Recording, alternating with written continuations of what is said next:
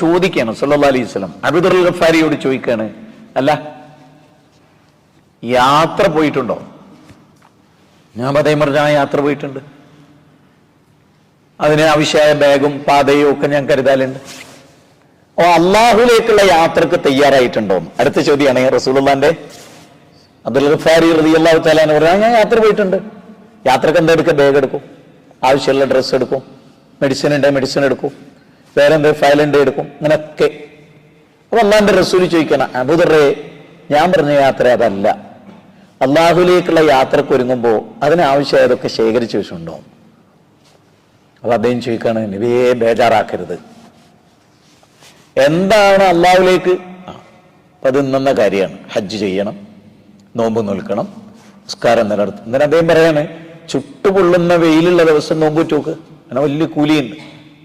രാത്രി എല്ലാവരും ഉറങ്ങിക്കിടക്കുമ്പോൾ എണീറ്റ് നിസ്കരിക്ക്, സ്വർഗത്തിലേക്കുള്ള പാതയമാണ്. അപ്പൊ അങ്ങനെയാണെങ്കിൽ ഞാൻ ഈ എന്നോടും നിങ്ങളോടും ഒക്കെ ചോദിക്കുകയാണ്, പടച്ചവന്റെ അടുത്തേക്ക് നമ്മളിപ്പോ സാധാരണ മക്കൾക്ക് വേണ്ടി ആ വീട് ഇതിന്റെ മോൾക്കാണ്, അവിടെ ഹൈവേയിലുള്ള 10 സെന്റ് എൻ്റെ മൂത്ത മോൾക്ക് മനസ്സുകൊണ്ട് വിചാരിച്ചാണ്, ഈ ഷോപ്പ് ഞാൻ എൻ്റെ ഇളയ മോനെ ഏൽപ്പിക്കും, ഇങ്ങനെയെല്ലാം നമ്മൾ പറയാറുണ്ട്. പക്ഷെ നമ്മുടെ മക്കളുടെ കാര്യത്തിലും നമ്മുടെ കാര്യത്തിലും പടച്ചവന്റെ അടുത്ത് നമുക്ക് തുറന്നു വെച്ചിട്ട് എന്തള്ളു? ഞാൻ ഇങ്ങനത്തെ വിഷയമൊക്കെ ക്രോഡീകരിക്കുന്ന ഒരു ക്രമമായിട്ടല്ല, മറിച്ച് വളരെ കാതലായ ചില പോയിന്റുകൾ പറഞ്ഞു തരാണ്. 17 അധ്യായം, ഞാൻ അതിൽ നിന്നൊരു വചനം ഉദ്ധരിച്ചു, 70-71 വചനം. 17 അധ്യായത്തിലെ 13-14 വചനം സൂറത്ത് ഇസ്രാ ആണ്. അതിലെ 13-14 വചനം എങ്ങനെ അറിയോ? وَنُخْرِجُ لَهُ يَوْمَ الْقِيَامَةِ كِتَابًا يَلْقَاهُ مَنْشُورًا اقْرَأْ كِتَابَكَ كَفَى بِنَفْسِكَ الْيَوْمَ عَلَيْكَ حَسِيبًا. ശരിക്കും അതിന്റെ അർത്ഥങ്ങളും, وَنُخْرِجُ لَهُ يَوْمَ الْقِيَامَةِ, ഖിയാമത്ത് നാളെ ഞാൻ പുറത്തു കൊണ്ടുവരും. എന്തുകൊണ്ടുവരും? വനുഖ്രിജു ലഹു യൗമൽ ഖിയാമത്തി കിതാബൻ യൽഖാഹു മൻശൂറാ. ഇതിന് അർത്ഥം എന്ന് പറയുന്നത്, ഇങ്ങനെ തുറന്നു വെച്ചൊരു കിതാബ് ഞാൻ ഓരോരുത്തരുടെ കയ്യിൽ കൊടുക്കും. ഇവിടെ ഇരിക്കുന്ന നമ്മുടെയൊക്കെ ആദം നബി മുതൽ ലോകാവസാനം വരെയുള്ള സകല മനുഷ്യരുടെ കൈകളിലും അല്ലാഹു പറയാണ്, ഞാനൊരു കിതാബ് കൊടുക്കും. എന്നിട്ട് ഞാൻ അവരോട് എന്താ പറയാ? ഇഖ്റഉ കിതാബക്, നിന്റെ കിതാബ് നീ വായിക്ക്. കരീമേ, നിന്റെ കിതാബ് നീ വായിക്ക്. ബഷീറേ ഇതിന് വായിക്ക്. നാസറേ ജി വായിച്ചോ. മുജാഹിദേ നീ വായിക്ക്. ഇജാസെ നീ വായിക്ക്. അള്ളാഹ് അവിടുന്ന് പറയും, ആമിന അതാ ഇത് നിന്റെ കയ്യിൽ തരാണ്. അത് എങ്ങനെ കൊടുക്കുന്നത്? തുറന്നു വെക്കേണ്ട അവസ്ഥയിൽ ഈ കിതാബ് ഇതെവിടെ പറയുന്നത്? എവിടെ പറയുന്നത്? 17 അധ്യായത്തിന്റെ 13-14 വചനമാണ്. തൊട്ടടുത്ത അധ്യായം 18 സൂറത്ത് കഹ്ഫാണ്. ആ 18 നമ്മൾ എത്തുമ്പോൾ 17 നിന്ന് 18 വായിച്ചെത്തുമ്പോൾ ഈ കിതാബിന്റെ ഒരു വിവരണ. ഈ കിതാബ് തുറന്ന് ഇങ്ങനെ കിട്ടിയൊരു ചില ആളുകൾ പറയാണ്, മാലിഹാദൽ കിതാബ്, മാലിഹാദൽ കിതാബ് ലാ യുഗാദിറു സഗീറതൻ വലാ കബീറ ഇല്ലാ അഹ്സാഹാ. എന്താണ് മാലിഹാദൽ കിതാബ്? നിങ്ങൾക്ക് മനസ്സിലായി? കുറച്ചൊക്കെ അറബി നിങ്ങൾക്ക് തിരിയല്ലോ.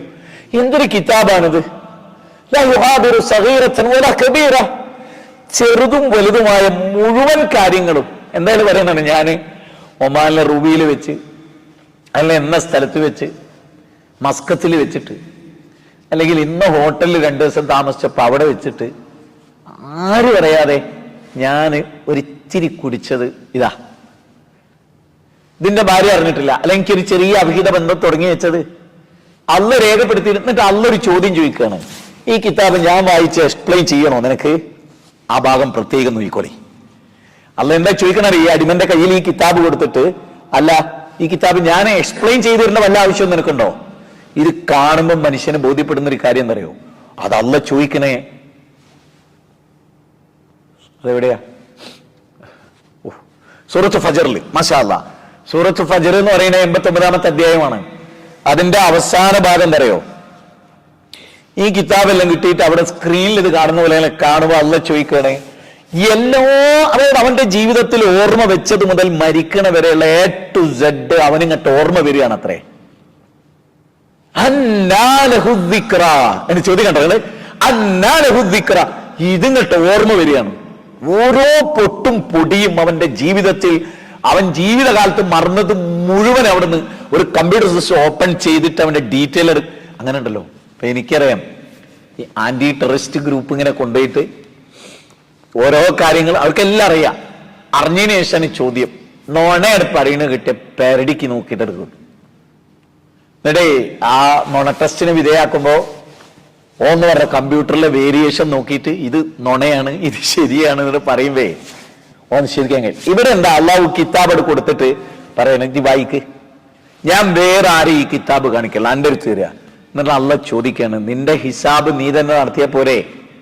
ആ കിതാബ് വായിച്ചിട്ട് നീ പറയും ഇല്ല എനിക്ക് സ്വർഗമില്ല, ഇതെല്ലാം ഞാൻ ചെയ്താണ്.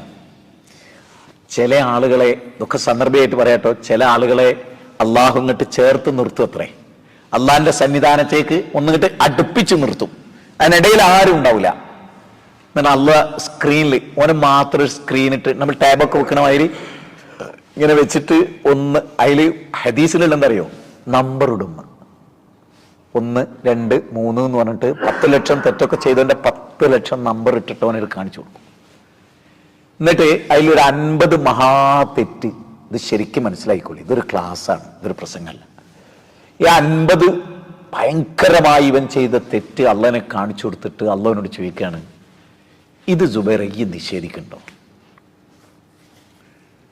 ഖുർആനും ഹദീസുമാണ് രണ്ടും കൂടെ മിക്സ് ചെയ്ത്.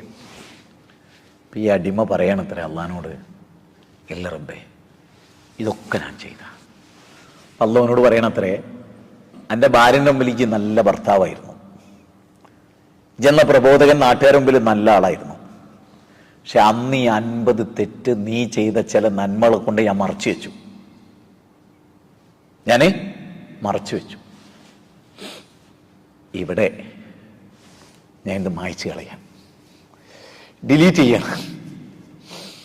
ഇത് ദുനിയാവിൽ നിനക്ക് മറച്ചു വെച്ച് തന്നാണ്. അല്ലാതെ നമ്മൾ അതിൽ ഉൾപ്പെടുത്തട്ടെ. ഇല്ലെങ്കിൽ ആരെ അല്ലാഹു ഒരു അല്പസമയം കൂടുതൽ തടുത്തു നിർത്തിയോ റസൂലുള്ള പറയാൻ അവന്റെ കാര്യം പോക്കാണ്. ഇന്നലെ ചില ആളുകൾക്ക് ഈ കിതാബ് കിട്ടും, അൽഹാഖത്തും അൽഹാക്കൽ പറയും. കിതാബ് കിട്ടുമ്പോ അയാൾ പറയാണ് എന്ത്, ചിരിച്ചോണ്ട്, കണ്ടോ എടാ ഞങ്ങളോട് അന്ന് പറഞ്ഞില്ലേ പരലോകത്തൊരു വിചാരണ ഉണ്ട്, നിങ്ങൾ അതിനനുസരിച്ച് ജീവിച്ചോളി, ഞാൻ അങ്ങനെ ജീവിച്ചാളാ. ഇത് നോക്കി എന്റെ കിതാബ് നോക്കണം, നന്മ മാത്രം ഇത് കിതാബ് നോക്കണം. നോണടി ചെല്ലും പോലെ കൂട്ടുകാരെടുത്ത് അഖിലുകാരെടുത്ത് ഓൻ ചെന്നിട്ട് പറയണത്ര, എളാപ്പ മുത്താപ്പ അമ്മായി നോക്കി അമ്മായി എന്റെ കിതാബ്, അന്ന് ഞാൻ താടി കിട്ടിയപ്പോ എന്റെ പരിയസ്വരങ്ങള്, അന്ന് നരേണ്ട മോള് തുണിയെടുത്തപ്പോ എന്റെ പരിയസ്വരങ്ങള്, അന്ന് ഞാൻ നിങ്ങളോട് ചില ആശയം പറഞ്ഞ് നിങ്ങൾ എന്നെ കളിയാക്കിയിട്ടുണ്ട്, നോക്കി മുത്താപ്പ നോക്കി. ഖുറാനില്ലാട്ടോ, ഖുറാനാ പറയുന്നത് നോക്കണേ. എന്നിട്ട് അല്ല പറയാണ്, വേറെ ചില ആളുകളുടെ കയ്യിൽ ഇടത്തെ കൈ കൂടെ അവർക്ക് എന്താട് കൊടുക്കും. 69-ാം അധ്യായം 25, 26, 27, 34 വരെയുള്ള വചന. ഈ കിതാബ് ഇങ്ങനെ കിട്ടിയിട്ട് ഇയാൾ പറയാണെന്ത്, പഠിച്ചോനെ ഹിസാബില്ലായിരുന്നെങ്കിൽ എത്ര നന്നായിരുന്നേനെ, ഹലക്കാനി സുൽത്താനിയ, എന്റെ അധികാരമൊക്കെ വെറുതെ ആയിപ്പോയല്ലോ. ദുനിയാവിൽ വലിയ അധികാരമുള്ള ആളായിരുന്നു, എന്റെ സമ്പത്തിന് ഉപകരിച്ചില്ല, അധികാരം ഉപകരിച്ചില്ല, ഒന്നും ഉപകരിച്ചില്ല. അപ്പൊ അല്ല പറയണത്ര പിടിക്കോനെ, ഓനെ പിടിച്ചിട്ട് 70 മുഴം ചങ്ങലയിൽ നരകത്തിലേക്ക് ഇട്ടിട്ട് ബന്ധിപ്പിക്കുന്നു. എന്നിട്ട് അല്ല പറയണ എന്താ കാരണം നിങ്ങൾക്കറിയോ? ഓന് ഈ 70 മുഴം ചങ്ങലക്ക് നരകത്തിലിടാൻ കാരണം ഓന് ഉന്നതനായ റബ്ബിനെ ശരിക്കും മനസ്സിലാക്കിയില്ല. ഓൻ തൗഹീദില്ലായിരുന്നു, ഓൻ ശിർക്കിലായിരുന്നു. ഇതാണ് ഒന്നാമത്തെ കാര്യം. രണ്ടാമത്തെ കാര്യം എന്താ അറിയോ? പാവപ്പെട്ടവന് ഭക്ഷണം കൊടുക്കുന്ന കാര്യത്തിൽ ഒരു ശ്രദ്ധയുണ്ടായിരുന്നില്ല. നോക്കണേ, ഒന്ന് അള്ളയുമായിട്ട് ബന്ധപ്പെട്ട കാര്യമാണ്, ഒന്ന് മനുഷ്യനും തമ്മിലുള്ള. ഇത് ഭയങ്കരമാണ്. ഖുർആനിൽ ചോദിക്കണ്ട്, അല്ല നിങ്ങൾ എന്തേ നരകത്ത് പോയത്? മാ സലക്കക്കും ഫീ സഖർ, എന്താണ് നിങ്ങൾ സക്കറിൽ എറിയപ്പെട്ട്? ആരത് ചോദിക്കണ അറിയോ? സ്വർഗത്ത് കുത്തുന്നിട്ട് നരകക്കാരെ കാണുന്നു, സ്വർഗാവകാശികളെ കാണും. ഒരു ഭിത്തിയുടെ വ്യത്യാസത്തിലാണ് സ്വർഗ നരകങ്ങള്. ഈ സ്വർഗത്തിലിരിക്കുന്ന ആളുകൾ ഫീ ജന്നാതി യതസാഅലൂൻ അനിൽ മുജ്രിമീൻ മാ സലകകും ഫീ സഖർ ഖാലൂ ലൻ നകു മിനൽ മുസല്ലീൻ വലം നകു നുത്ഇമുൽ മിസ്കീൻ ഫകുന്നാ നഖൂദു മഅൽ ഖായിലീൻ. ഇന്ന് എനിക്ക് തോന്നിയ ഈ ആയത്ത് എന്തിനെന്നറിയോ? ഇന്ന് കേരളത്തിൽ ഒരു കല്യാണം സോഷ്യൽ മീഡിയയിൽ വിവാദമായിട്ട് കണ്ടല്ലോ, ഒട്ടകപ്പുറത്ത്. അവിടെ അതിൻ്റെ ഒക്കെ ചോട്ടിൽ എഴുതിയ ഒരു വാചകം ഞാൻ പ്രത്യേകം ശ്രദ്ധിച്ചു. എല്ലാരെ കൂട്ടുകാർ കാണും ഒരു കല്യാണം കൊളാക്കണത്. അല്ല ഇവിടെ എന്താ പറയണത്? ഇത് സൂറത്ത് മുദ്ദസ്സിറിലാണ്. ശരിക്കും ഈ കല്യാണം ഞാൻ സൂറത്ത് മുദ്ദസ്സിറിലൂടെ കാണുകയാണ്. അല്ല പറയാണ്, ഇവിടെ ശരിക്കും ശ്രദ്ധിച്ചോട്ടെ, ഈ കല്യാണം ശരിക്കും ഞാൻ പലപ്പോഴും ഉസ്താദുമാരെ, വലിയ ഉസ്താദുമാരെ കാണുമ്പോൾ ഉസ്താദെ നമ്മൾ തമ്മിൽ അഭിപ്രായ ഭിന്നതയുള്ള ഒരുപാട് കാര്യമുണ്ട്, പക്ഷെ കല്യാണത്തിലെ തോന്നിയാസം പാടില്ല എന്നുള്ളതിൽ നിങ്ങളും ഞാനും ഒരേ അഭിപ്രായക്കാരാണ്. നമ്മുടെ മഹലിൽ ഈ പോക്ക് പോയാൽ ഈ നാട്ടിലെ ഹൈന്ദവരുടെ ഇടയിലും ക്രൈസ്തവർ എത്ര ആൾ ശപിച്ചിട്ടുണ്ടെന്നറിയോ? അത് റോഡ് ഇങ്ങോട്ട് ബ്ലോക്കാക്കിയിട്ട് എന്താണെന്ന് വെച്ചാൽ നാട്ടുരാജാക്കന്മാരെ പോലെ ഇത് ആളുകൾ കയ്യിലെടുക്കുക ഈ സ്ഥലം, എന്നിട്ട് അവിടെ കാണിച്ചു കൂട്ടിയിട്ട് ഇതര മതക്കാർ നമ്മളെ അങ്ങോട്ട് പഴിച്ചിട്ടും തെറി പറഞ്ഞിട്ടും ഈ രാജ്യത്ത് ജീവിക്കേണ്ടവരേ അല്ല ഇവർ എന്നിങ്ങോട്ട് പറയുന്ന അവസ്ഥാവിശേഷത്തിലാണുള്ളത്. അത് കണ്ടപ്പോൾ ഞാൻ ഈ ഖുറാനിക വചനം ഇന്നത്തെ ക്ലാസ്സിൽ പറയൽ നിർബന്ധമായിട്ട് എനിക്ക് തോന്നി. ഒന്ന് കേട്ടുനോക്കിയ വചനം, ഫീ ജന്നാത്തി യതസാഅലൂൻ, സ്വർഗത്തിലുള്ള ആളുകൾ, അനിൽ മുജ്രിമീൻ, അർത്ഥം വെച്ച് നോക്കി, കുറ്റവാളികളെ കണ്ടിട്ട് ചോദിക്കാണ്, അല്ല മാ സലക്കക്കും ഫീ സഖർ, നിങ്ങൾ ഞങ്ങളെ നാട്ടുകാരായിരുന്നു, നിങ്ങൾ തലശ്ശേരിക്കാരായിരുന്നു, കൂത്തുപറമ്പുകാരായിരുന്നു, ബാലുശ്ശേരിക്കാരായിരുന്നു, അവിടെ ആ സോണിലാണ് ഒരുമിച്ച് കൂട്ടുക. അതറിയോ? ആ ഹദീസ് ആയത്ത് അറിയോ? അതായത് തലശ്ശേരിക്കാരെ തലശ്ശേരി സോണിലാണ് അള്ളാഹു മഹ്ശറയിൽ കൊണ്ടുവരാൻ.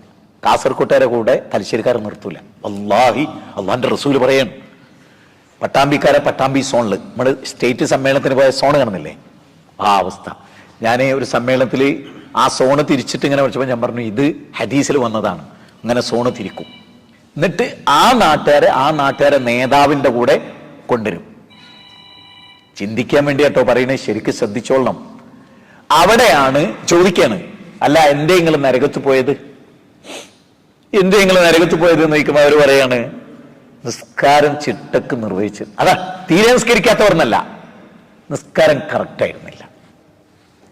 അടുത്ത വാചകം എന്താ അറിയോ? അടുത്ത വാചകം, പാവപ്പെട്ടവരുടെ ഭക്ഷണകാര്യത്തെക്കുറിച്ച് ചിന്തിച്ചില്ല, അവനാൻ പള്ളർച്ചും തിന്ന്.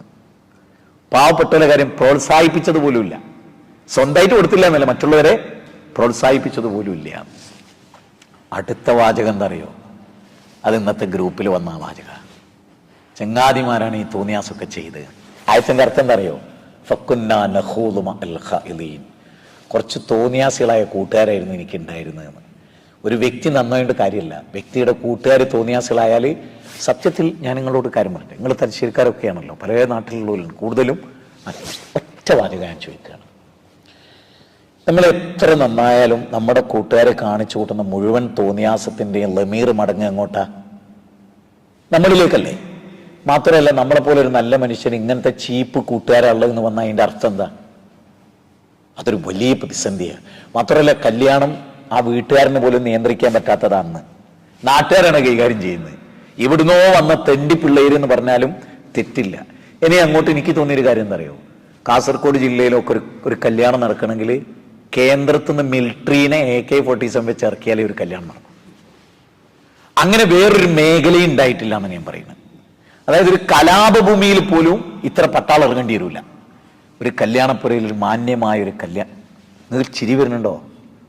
അത്ഭുതമാണ്. നിങ്ങൾക്ക് മേലുടുമ്പിക്കുന്നില്ലേ?